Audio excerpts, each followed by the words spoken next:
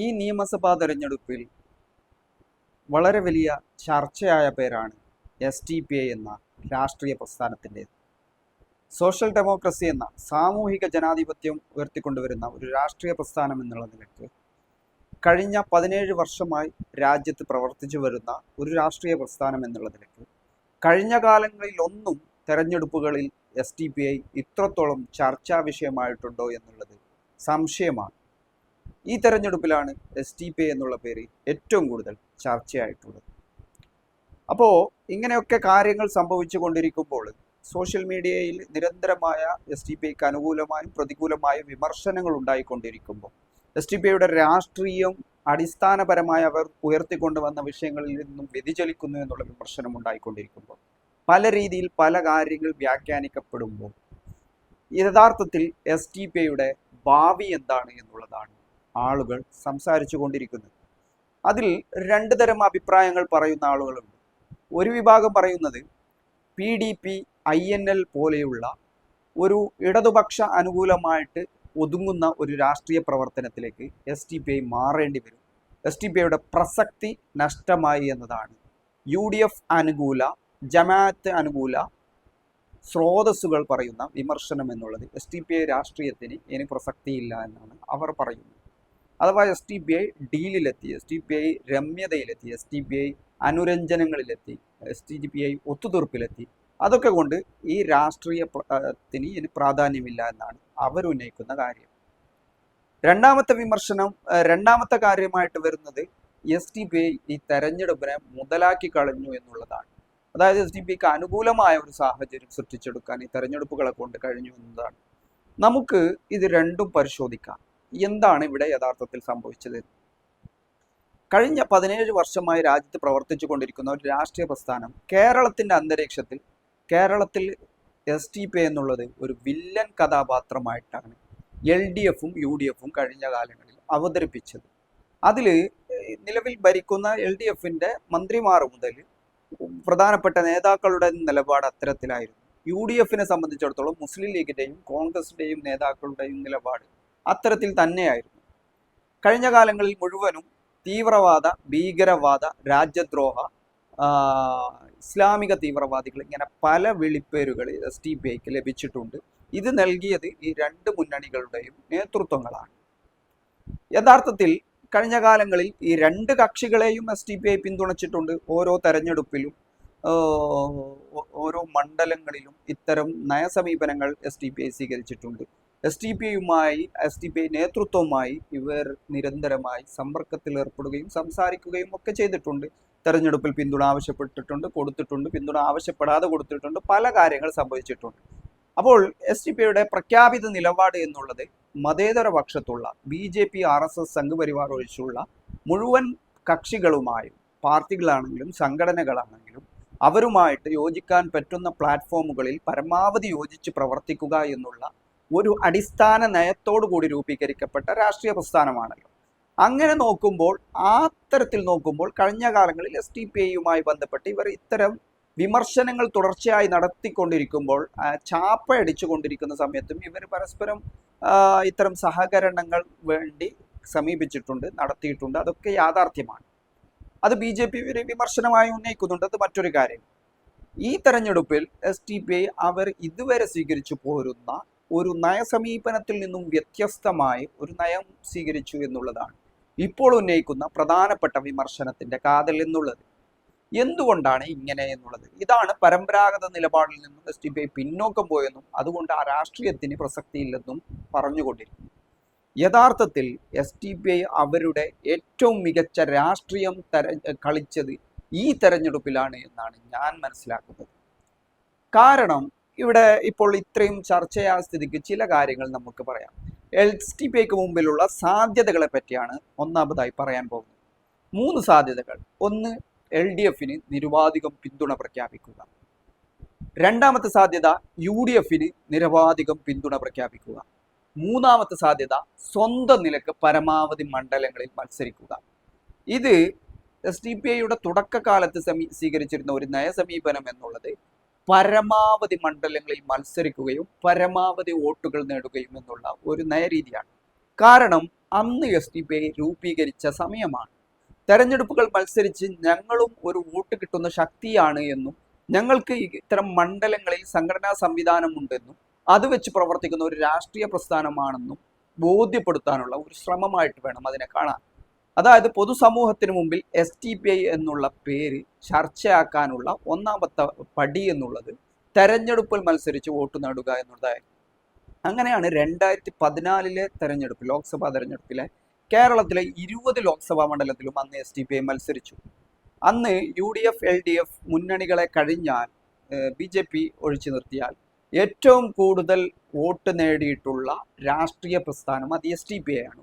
ഒറ്റക്ക് മത്സരിച്ചിട്ടാണ് അന്ന് അത്രയും വോട്ട് നേടിയത്. അപ്പോൾ അങ്ങനെ ഒരു തെരഞ്ഞെടുപ്പിനെ അഭിമുഖീകരിച്ച ഒരു സാഹചര്യം SDPIക്ക് ഉണ്ടായിട്ടുണ്ട്. പിന്നീട് SDPIയുടെ ഏറ്റവും ശക്തമായ പെർഫോമൻസുകൾ കണ്ടത് ലോക്കൽ ബോഡി തെരഞ്ഞെടുപ്പിലാണ്. എല്ലാ ലോക്കൽ ബോഡി പാർട്ടി രൂപീകരിച്ചതിന് ശേഷം എല്ലാ ലോക്കൽ ബോഡി തെരഞ്ഞെടുപ്പും അവർ ഒറ്റക്ക് തന്നെയാണ് നേരിട്ടത്.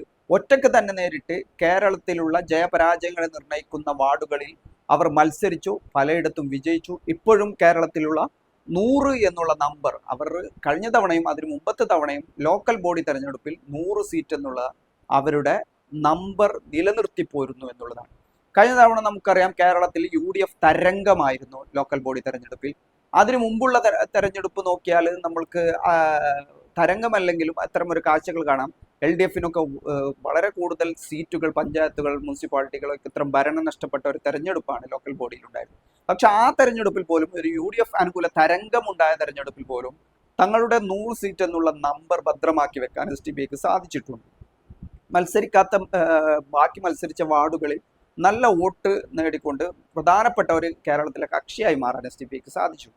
ഇതാണ് SDPI സ്വീകരിച്ചിരുന്ന ഒരു നയസമീപനം എന്നുള്ളത്. പക്ഷേ ഈ തെരഞ്ഞെടുപ്പിൽ, കഴിഞ്ഞ ലോക്സഭാ തെരഞ്ഞെടുപ്പ് അതിനിടയിൽ വന്നു. ആ ലോക്സഭാ തെരഞ്ഞെടുപ്പിൽ 20 മണ്ഡലങ്ങളിലും മത്സരിക്കാതെ കേന്ദ്രത്തിലുള്ള ഒരു ഇന്ത്യ സഖ്യത്തിന് നേതൃത്വം നൽകുന്ന UDF എന്നുള്ള മുന്നണിക്ക് പിന്തുണ കൊടുക്കുക എന്നുള്ള ദേശീയ നയത്തിന്റെ ഭാഗമായിട്ട് UDFന് സമ്പൂർണ്ണമായിട്ടുള്ള പിന്തുണ കൊടുക്കലാണ് കഴിഞ്ഞ ലോക്സഭാ തെരഞ്ഞെടുപ്പിൽ നമ്മൾ കണ്ടിട്ടുള്ളത്. പക്ഷെ ആ പിന്തുണയെ യഥാർത്ഥത്തിൽ VD സതീശൻ എന്ന കേരളത്തിലുള്ള കോൺഗ്രസിന്റെ പ്രതിപക്ഷ നേതാവ് തള്ളിപ്പറയുകയും വർഗീയവാദികളാണ് SDPI എന്നുള്ള നയം സ്വീകരിക്കുകയും ചെയ്തു. ഈ തെരഞ്ഞെടുപ്പിലും സമാനമായ നയമാണ് VD സതീശൻ സ്വീകരിച്ചത്. ഏതായാലും തെരഞ്ഞെടുപ്പുകൾ എന്നുള്ളത് കഴിഞ്ഞ ലോക്സഭാ തെരഞ്ഞെടുപ്പിൽ ഇത്തരം ഒരു പിന്തുണ UDFന് കൊടുത്ത് UDF അത് വേണ്ടെന്ന് പറഞ്ഞ് അങ്ങനെയുള്ള ഒരു സാഹചര്യം ഉണ്ടായിട്ട് പോലും അതൊന്നും കേരളത്തിൽ ചർച്ചയായിട്ടില്ല. പക്ഷേ ഈ തവണ ഈ നിയമസഭാ തെരഞ്ഞെടുപ്പിൽ SDPI എന്നുള്ള രാഷ്ട്രീയ പ്രസ്ഥാനം അവരുടെ ഏറ്റവും പ്രധാനപ്പെട്ട ഓരോ ദിവസങ്ങളിലും എല്ലാ ചാനൽ ചർച്ചകളിലും SDPI ആയിരുന്നു. ന്യൂസ് അവറുകളിൽ ചർച്ച SDPI ആയിരുന്നു. നിരന്തരമായ അവരുടെ വാർത്താ സമ്മേളനങ്ങൾ, അതിൻ്റെ നേതൃത്വത്തെ കാണാൻ ചാനലുകൾ കാത്തു നിൽക്കുന്ന അവസ്ഥ, അവരുടെ നേതൃത്വം നിരന്തരമായ ബൈറ്റുകൾ യഥാർത്ഥത്തിൽ ചാനലുകൾക്ക് നൽകിക്കൊണ്ടിരിക്കുകയാണ്. അതായത് തെരഞ്ഞെടുപ്പിൽ വിജയിക്കാൻ കഴിയുന്നില്ല എങ്കിലും തെരഞ്ഞെടുപ്പിൽ പെർഫോമൻസ് വൈസ് എന്തെങ്കിലും ചെയ്യാൻ കഴിയുന്നില്ല എങ്കിലും തെരഞ്ഞെടുപ്പിൽ ഏറ്റവും കൂടുതൽ ചർച്ചയാക്കപ്പെടുക, അങ്ങനെയുള്ള ഒരു രാഷ്ട്രീയ പോളിസി സ്വീകരിക്കുക എന്ന കാര്യത്തിൽ SDPI വിജയിച്ചു എന്ന് തന്നെ പറയാം. കോടികൾ കൊടുത്ത് PR വർക്ക് ചെയ്താൽ പോലും ഒരു രാഷ്ട്രീയ പ്രസ്ഥാനത്തെ ഇത്രയും ചർച്ചയാക്കില്ല എന്നുള്ള കാര്യം കൂടി നമ്മൾ മനസ്സിലാക്കേണ്ടത്. ഇത് ചർച്ചയുടെ പൊതു കാമ്പ് എന്നുള്ളത് ഓരോ മാധ്യമങ്ങളും നിരന്തരമായി ഇതിനെ ഉപയോഗപ്പെടുത്തുന്നത് SDPI എന്നുള്ളത് ഒരു വർഗീയവാദ പാർട്ടിയാണ്. അവർ ഇടതുപക്ഷവുമായി LDFുമായി കൂട്ടുകൂടുകയാണ്, അവർ തമ്മിൽ ഡീലിലാണ്. ഇങ്ങനെ വരുത്തി തീർക്കാൻ വേണ്ടിയിട്ടുള്ള ശ്രമങ്ങളാണ് യഥാർത്ഥത്തിൽ ചാനലുകാർ നടത്തിയത്. ഇതിനെ രണ്ട് തരത്തിൽ 2-3 അനുകരണങ്ങൾ ഇതിന്റെ ഭാഗമായിട്ടുണ്ടായി. ഒരു ഭാഗത്ത് UDF BJP ക്യാമ്പയിൻ ചെയ്തു. BJPക്ക് വോട്ട് കിട്ടേണ്ട ഇടങ്ങളിൽ അവർ LDFും മുസ്ലിം വർഗീയവാദി പ്രസ്ഥാനമായ SDPIയും സഹകരിക്കുന്നുവെന്ന് BJP ക്യാമ്പയിൻ ചെയ്തു. രണ്ടാമത്തെ ക്യാമ്പയിൻ UDFനാണ്. UDF അവർക്ക് അനുകൂലമായി ഈ സംഘപരിവാർ മേഖലകളിൽ നിന്നും കിട്ടേണ്ട വോട്ടുകളുടെ അടുത്ത് ഈ SDPI ക്യാമ്പയിൻ തന്നെയാണ് VD സതീശന്റെ നേതൃത്വത്തിൽ കോൺഗ്രസ് നടത്തിയത്. ഇനി മുസ്ലിം ലീഗിന്റെ ഭാഗത്തു നിന്നാണെങ്കിൽ, ജമാഅത്ത് ഇസ്ലാമിയുടെ ഭാഗത്തു നിന്നാണെങ്കിൽ മുസ്ലിം സമുദായത്തെ SDPI വഞ്ചിച്ചേ എന്നുള്ള ഒരു തത്വത്തിൽ അധിഷ്ഠിതമായ ഒരു പോളിസിയാണ് ഈ ജമാഅത്ത് ഇസ്ലാമിയും മുസ്ലിം ലീഗും സ്വീകരിച്ചത്. രണ്ടും സമാനമായിരുന്നു. അതിനുവേണ്ടി മീഡിയ 1 ചാനലിൽ നിരന്തരമായ ചർച്ചകൾ ഔട്ട് ഓഫ് ഫോക്കസിൽ സി ദാവൂദ് അടക്കമുള്ള ആളുകളുടെ അഭിപ്രായ പ്രകടനങ്ങൾ പലതരത്തിൽ മുസ്ലിം സമുദായത്തിനകത്ത് പിണറായി വിജയൻ ഭരണത്തെ, കഴിഞ്ഞ 10 വർഷം ഭരിക്കുന്ന കേരളത്തിലുള്ള പിണറായി വിജയൻ ഭരണത്തെ അനുകൂലിച്ചുകൊണ്ട് SDPI രംഗത്ത് വരുന്നു. അവർ LDFന് പിന്തുണ പ്രഖ്യാപിക്കുന്നു. കേരളത്തിൽ പിണറായി വിജയൻ എന്ന സംഖ്യയെ വിജയിപ്പിക്കാൻ SDPI പണിയെടുക്കുന്നു. SDPI മുസ്ലിം സമുദായത്തെ വഞ്ചിക്കുകയും സംഘപരിവാർ അനുകൂലമുള്ള ഒരു സർക്കാരായ പിണറായി വിജയന്റെ സർക്കാരിനെ പിന്തുണക്കുകയുമാണ് SDPI ചെയ്യുന്നത് എന്നുള്ള രീതിയിലുള്ള പ്രചരണമാണ് മുസ്ലിം ലീഗും ജമാഅത്ത് ഇസ്ലാമിയും മുസ്ലിം പ്ലാറ്റ്ഫോമുകളിൽ പ്രചരിപ്പിച്ചത്. അതോടുകൂടിയിട്ട് മുസ്ലിം സമുദായത്തിനകത്ത് SDPIക്ക് കിട്ടുന്ന പിന്തുണയും സ്വീകാര്യതയും ഇല്ലാതാക്കുക എന്നുള്ള ലക്ഷ്യമാണ് അവർ ഉദ്ദേശിച്ചത്. ഇതാണ് ഇതിൻ്റെ പലതരത്തിലുള്ള ക്യാമ്പയിനുകൾ എന്നുള്ളത്. ഇടതുപക്ഷത്തെ സംബന്ധിച്ചിടത്തോളം, LDFനെ സംബന്ധിച്ചിടത്തോളം അവർ ഈ പിന്തുണയോ അല്ലെങ്കിൽ SDPIയുടെ നയസമീപനത്തെയോ പറ്റി സംസാരിക്കാൻ തയ്യാറായില്ല. അവർ ഒന്നിനെയും തള്ളിപ്പറഞ്ഞില്ല, തള്ളിപ്പറഞ്ഞുകൊടുത്തുമില്ല, സംസാരിക്കാനും തയ്യാറായിട്ടില്ല. നേരത്തെ VD സതീശനെ പോലെയുള്ള ആളുകൾ തള്ളിപ്പറയുകയും വർഗീയവാദികളാണെന്ന് വിശേഷിപ്പിക്കുകയുമാണ് ചെയ്തത്. അതിനുള്ള തെളിവുകൾ എന്താണെന്ന് ചോദിച്ചപ്പോൾ VD സതീശന് ഉത്തരമുണ്ടായിരുന്നില്ല. കേസുകളുണ്ട് എന്നൊക്കെയാണ് പറയുന്നത്. രാഷ്ട്രീയ പാർട്ടി പ്രവർത്തകർക്ക് കേസുകളില്ലാത്ത ആളുകൾ ഉണ്ടാകുമോ എന്നൊക്കെ ചോദിച്ചാൽ അത് മറ്റൊരു കാര്യമാണ്. അതൊന്നും അദ്ദേഹത്തിന് പറയാൻ കഴിയില്ല. അപ്പോൾ ഇത് ഇങ്ങനെയാണ് സംഭവിച്ചു കൊണ്ടിരുന്നത്. 3 തരത്തിൽ ഇതിൻ്റെ പ്രചരണങ്ങൾ നടത്തിക്കഴിഞ്ഞു. പക്ഷെ ഏത് തരം നെഗറ്റീവ് പ്രചരണമാണെങ്കിലും പോസിറ്റീവ് പ്രചരണമാണെങ്കിലും, ഉദാഹരണത്തിന് മഞ്ചേശ്വരത്തെ സ്ഥാനാർത്ഥിത്വവും ബന്ധപ്പെട്ടാണ് ആദ്യ ചർച്ചകൾ തുടങ്ങിയത്.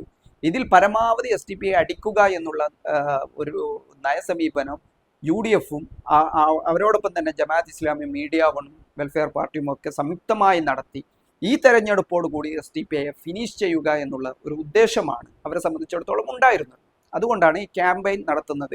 കേരളത്തിൽ പിണറായി വിജയന്റെ ഭരണം എന്നുള്ളത് മുസ്ലിം വിരുദ്ധമാണ്.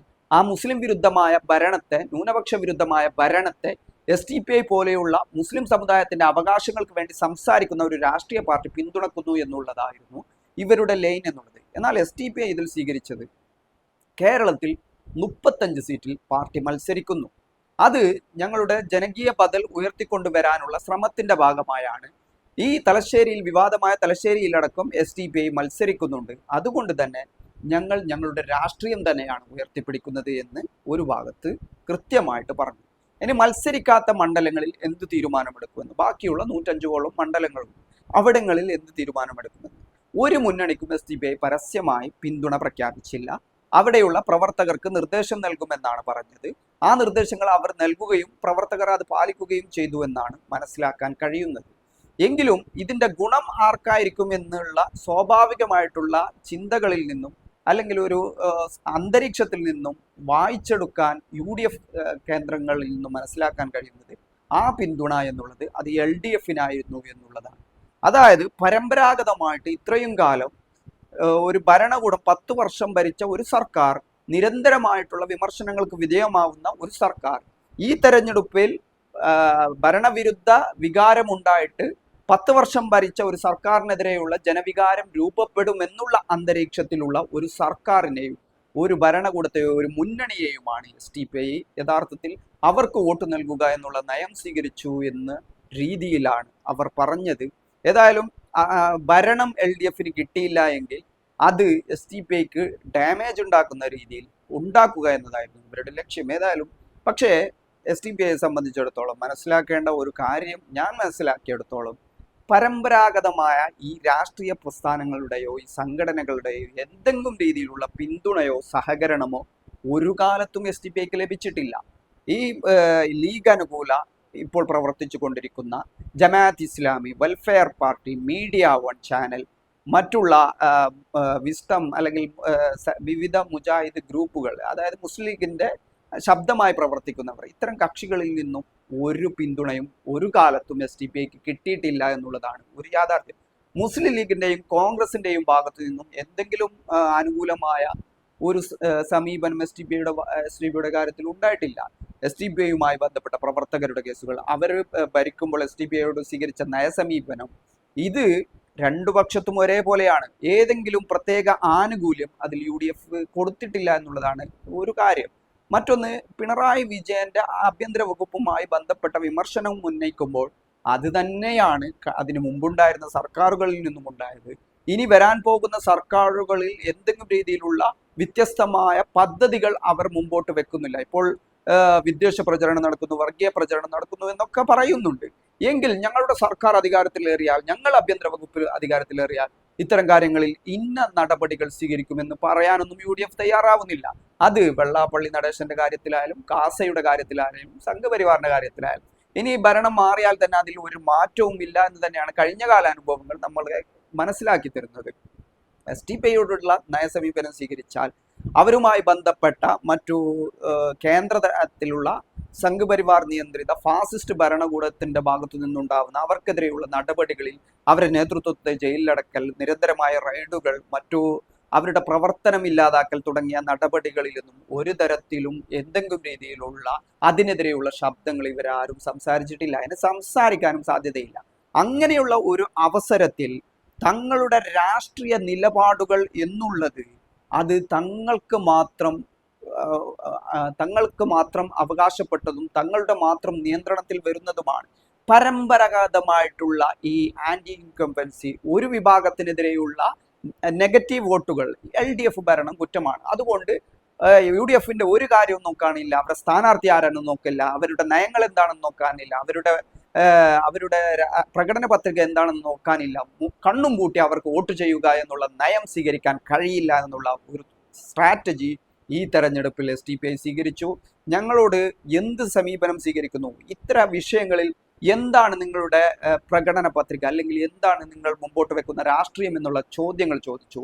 അതോടൊപ്പം തന്നെ ഏതെങ്കിലും മണ്ഡലങ്ങളിൽ മുസ്ലിം സമുദായത്തിനകത്തു നിന്നുള്ള പിന്തുണയും അല്ലെങ്കിൽ SDPIയുടെ പിന്തുണയും ഒക്കെ ലഭിക്കണമെങ്കിൽ ഞങ്ങൾക്ക് തിരിച്ച് എന്താണ് നിങ്ങൾ നൽകാൻ പോകുന്നത് എന്നുള്ള വളരെ പ്രസക്തമായ രാഷ്ട്രീയ ചോദ്യം മുന്നണികളോട് SDPI ചോദിച്ചു എന്നുള്ളതാണ് ഏറ്റവും പ്രധാനപ്പെട്ട കാര്യം. അപ്പോൾ അങ്ങനെയൊക്കെയാണ് ഈ തെരഞ്ഞെടുപ്പ് വിശകലനത്തെ പറ്റി സംസാരിക്കുമ്പോൾ പറയേണ്ടതായിട്ടുള്ള കാര്യം. ഏതായാലും ഈ തെരഞ്ഞെടുപ്പിനെ സംബന്ധിച്ചിടത്തോളം ഇനി രാഷ്ട്രീയമായിട്ടുള്ള പ്രവർത്തന ശൈലിയിലൂടെ, സമരത്തിലൂടെ വളർന്ന ഒരു രാഷ്ട്രീയ പ്രസ്ഥാനമാണ് SDPI. നിരന്തരമായി ജനങ്ങൾക്കിടയിൽ പ്രവർത്തിച്ചു കൊണ്ടിരിക്കുന്ന ഒരു രാഷ്ട്രീയ പ്രസ്ഥാനമാണ് SDPI. പ്രാദേശികമായിട്ട് ഓരോ പ്രദേശങ്ങളിലും അവർ ജനങ്ങൾക്കിടയിൽ തന്നെ നിന്ന് പ്രവർത്തിക്കുന്നത് കൊണ്ടാണ് ഏറ്റവും പ്രാദേശിക ഘടകങ്ങളിൽ, അതായത് പഞ്ചായത്ത്, മുനിസിപ്പാലിറ്റികളിൽ അവർക്ക് ജനപ്രതിനിധി ഉണ്ടായിട്ടുള്ളത്. അതുകൊണ്ട് തന്നെ ഇത്തരം ഒരു പ്രവർത്തകരുമായിട്ട് മുമ്പോട്ട് പോകുന്ന ഒരു രാഷ്ട്രീയ പ്രസ്ഥാനം എന്നുള്ള നിലക്ക് പ്രതിസന്ധികളെയും പ്രശ്നങ്ങളെയും അഭിമുഖീകരിച്ച് മറികടന്നുകൊണ്ട് ജനങ്ങൾക്കിടയിൽ ഉണ്ടാവുന്ന സ്വാഭാവികമായിട്ടുള്ള രാഷ്ട്രീയ പ്രശ്നങ്ങളെ ഉയർത്തിക്കൊണ്ടുവന്നുകൊണ്ട് അതിൽ ഇടപെട്ടുകൊണ്ട് തങ്ങളുടെ രാഷ്ട്രീയം മുമ്പോട്ട് കൊണ്ടുപോകാൻ SDPIക്ക് സാധിക്കും. അതുകൂടാതെ തന്നെ തമിഴ്നാട്ടിൽ DMK മുന്നണിയുടെയും ബംഗാളിൽ CPM അടക്കമുള്ള രാഷ്ട്രീയ പാർട്ടികളുടെയും മുന്നണിയുടെ ഭാഗമായിട്ടും പ്രവർത്തിക്കുന്ന ഒരു രാഷ്ട്രീയ പ്രസ്ഥാനം എന്നുള്ള നിലക്ക് SDPI അവരുടെ ഒന്നാം ഘട്ടം പൂർത്തിയാക്കി കഴിഞ്ഞു എന്നാണ് ഞാൻ മനസ്സിലാക്കുന്നത്. അവരുടെ ഏറ്റവും പ്രധാനപ്പെട്ട ഘട്ടം അവർ പൂർത്തിയാക്കി കഴിഞ്ഞു. ഇനി അടുത്തത് എന്നുള്ളത് രണ്ടാമത്തെ ഘട്ടമാണ്. ഈ ഘട്ടം എന്നുള്ളത് അവരുടെ മുന്നണി പ്രവേശനം മുതൽ രാഷ്ട്രീയ സഖ്യങ്ങൾ വരെ രൂപപ്പെടുന്ന സമയമാണ്. അതിൽ തമിഴ്നാട്ടിൽ DMKയുമായിട്ട് സഖ്യത്തിലായി, ബംഗാളിൽ CPM അടക്കമുള്ള ലെഫ്റ്റുമായിട്ട് സഖ്യത്തിലായി. അപ്പോൾ ഇനി മുതൽ ഈ വർഗീയവാദ, തീവ്രവാദ, ഭീകരവാദ, രാജ്യദ്രോഹ ചാപ്പയൊന്നും നിലനിൽത്താൻ കഴിയില്ല. അത്തരം ചാപ്പകൾ കൊണ്ടൊന്നും മുമ്പോട്ട് പോകാൻ കഴിയില്ല. ഇനി യഥാർത്ഥ രാഷ്ട്രീയവും അവരെ അവഗണിച്ചുകൊണ്ടല്ല, പരിഗണിച്ചുകൊണ്ടുള്ള രാഷ്ട്രീയം മാത്രമേ മുമ്പോട്ട് കൊണ്ടുപോകാൻ കഴിയൂ എന്നാണ് മനസ്സിലാക്കുന്നത്. അതുകൊണ്ടാണ് പ്രത്യേകിച്ചും CPMന്റെ നേതൃത്വമൊക്കെ SDPIയോടുള്ള നയസമീപനത്തിൽ അവരുമായിട്ടുള്ള കാര്യങ്ങളിൽ വ്യത്യസ്തമായ തള്ളിപ്പറയാത്ത കൊണ്ടുള്ള നയസമീപനം സ്വീകരിച്ചത്. നിലവിലുള്ള സാഹചര്യത്തിൽ രാഷ്ട്രീയ ചിത്രം മാറിക്കൊണ്ടിരിക്കുന്നു എന്നുള്ളതും വരും കാലങ്ങളിൽ മുന്നണി രാഷ്ട്രീയത്തിൻ്റെ കൂടെ SDPI കൂടി ഉൾപ്പെടുന്നതായിരിക്കും കേരളത്തിൻ്റെ മുന്നണി രാഷ്ട്രീയം എന്നുമാണ് മനസ്സിലാക്കുന്നത്. മലബാർ അടക്കമുള്ള പ്രദേശങ്ങളിൽ മുസ്ലിം ലീഗിന് തലവേദന എല്ലാ കാലത്തും SDPI സൃഷ്ടിച്ചിട്ടുണ്ട്. SDPIയെ ഭരണം കിട്ടിയാൽ മുസ്ലിം ലീഗ് ലക്ഷ്യം വെക്കുമെന്ന കാര്യത്തിൽ ഒരു സംശയവുമില്ല. നേരത്തെ ഉണ്ടതിനേക്കാൾ കൂടുതൽ മുസ്ലിം ലീഗ് SDPIയെ ടാർഗറ്റ് ചെയ്തുകൊണ്ട് നടപടികൾ അവർ ഭരണത്തിലെത്തിയാൽ സ്വീകരിക്കുമെന്ന് തന്നെയാണ് മനസ്സിലാക്കാൻ കഴിയുന്നത്.